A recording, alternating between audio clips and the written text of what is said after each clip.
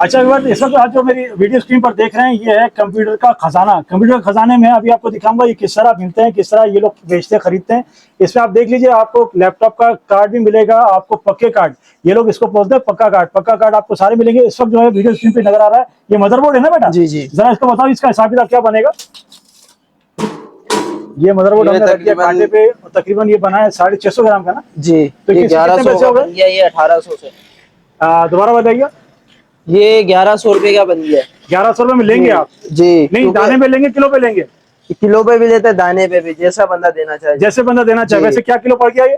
वैसे ये 1800 रुपए किलो पड़ गया। इसमें 500 ग्राम वाला बोर्ड भी आता है। हाँ हाँ, वो किलो के हिसाब से लगा। जाहिर सी बात है, जो वजन बनेगा उसी हिसाब से जो आपने किलो के वैसे बांधे हुए हैं।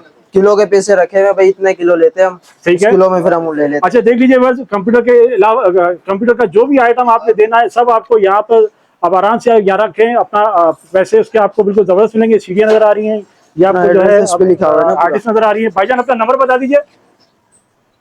0217 37 24 788। अच्छा, कोई आपको बुलाएगा कि हमारे पास माल बढ़ा है तो जाके उठा लेंगे? जी जी, बुला लेते हैं ना? जी जी। ओके, कराची के किसी कराची के किसी कोने में? जी जी, कहीं भी हो या बाहर।